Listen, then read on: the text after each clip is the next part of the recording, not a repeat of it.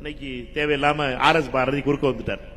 அதனால அவர் ஆர்எஸ் பாரதியை பொறுத்தவரைக்கும் அந்த ஜனவரி அவரை பொறுத்த வரைக்கும் ஜனவரி மாசத்திலிருந்து அரைமீசை பாரதி என்று அழைக்கப்படுவார். அவர் ஏனென்றால் அவர் சொல்லியிருக்காரு, ஒரு கார்பரேஷன்ல தாவாய்க்காவோ அல்லது கூட்டணி கட்சிகளோ ஜெயிச்சுட்டா நான் அரைமீசை எடுத்துக்கிறேன்னு ஆர்எஸ் பாரதி சொல்லியிருக்காரு. அதாவது 26 கார்பரேஷன் இருக்கு தமிழ்நாட்டில். 26 கார்பரேஷன்ல ஒரு கார்பரேஷன் அதாவது மாநகராட்சி ஜெயிச்சிருச்சுன்னா அரைமீசை எடுத்துக்கிறேன் ஆர்எஸ் பாரதி. அதனால ஜனவரிக்கு அப்புறம் நாம் அவரை ஆர்எஸ் பாரதியை அரைமீசை பாரதி என்று அழைப்போம். ரெண்டாவது அவர் சொல்லியிருக்காரு நம்மளை பத்தி, தேவையில்லாம இதெல்லாம் பேச்சு தேவையா?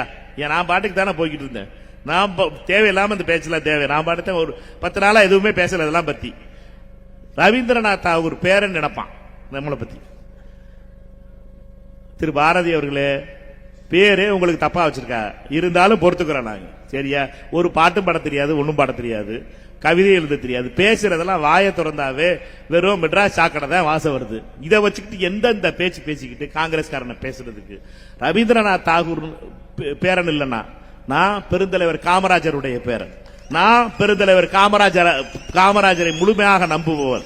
என்னைய பொறுத்த வரைக்கும் காங்கிரஸ்காரன் நேர்மையானவன். நான் நெஞ்ச நிமித்தி சொல்லுவேன், எது இருந்தாலும் சரி நாங்க நேர்மையானவர்கள். எங்களை பொறுத்த மட்டும் நீ என்ன சொன்ன, கவர்னர் ஆட்சி, கவர்னர் பதவி தேவையில்லை. யார் இருக்கும்போது? ரவி இருக்கும்போது, ஆர்.என். ரவி இருக்கும்போது கவர்னர் ஆட்சியை கவர்னரே தேவையில்லை தமிழ்நாட்டுக்கு. ரவி போ, ரவி போ, ரவி போன்னு சொல்லிட்டு இருந்தீங்க. கடைசியா இப்ப அலேக்கர் வந்ததுக்கு அப்புறம் போய் பெட்டிஷன் கொடுக்குறியப்பா. அந்த அலேக்கர் கவர்னர்கிட்ட போய் சிபிஐ விசாரணை வேணும்னு சொல்லி, முதல்ல சிபிஐ வரக்கூடாது, நீ சிபிஐ தமிழ்நாட்டுக்குள்ள அலோவ் பண்ணக்கூடாது. நீ இப்ப பாத்தீங்கன்னா சிபிஐயும் வரணுமா, அதை போய் கொடுக்கிறது கவர்னரா? என்னப்பாச்சு? இந்த 17ஆம் தேதிக்கு அப்புறம் இந்த ரிசல்ட் வந்ததுக்கு அப்புறத்துல இவ்வளவு பல்ட்டியா? முதல்ல கவர்னர் வேணாம் நீ, இப்ப பார்த்தா கவர்னர், அதே கவர்னர்கிட்ட போய் சிபிஐ வேணாம் நீ, அதே பல்ட்டி. ஏன் இதை கேட்டா எங்க மேல கோவம்?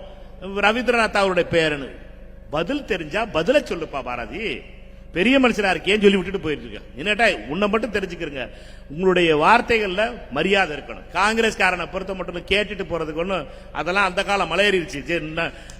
வந்தே மாதராம் ஜெயந்த்னு சொல்றவங்களாம்.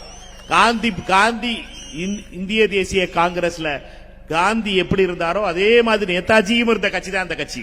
நேதாஜி இருந்து சுபாஷ் சந்திர போஸ் இருந்த கட்சி என்பதை மறந்துட வேணாம். எங்களை பொறுத்த மட்டும் வெறும் காந்திய மாதிரி கன்னத்தை கேட்டுக்கிட்டே இருப்போம் நினைக்காதீங்க. திருப்பி அடிக்கவும் தெரியும் காங்கிரஸ்காரனுக்கு என்பதை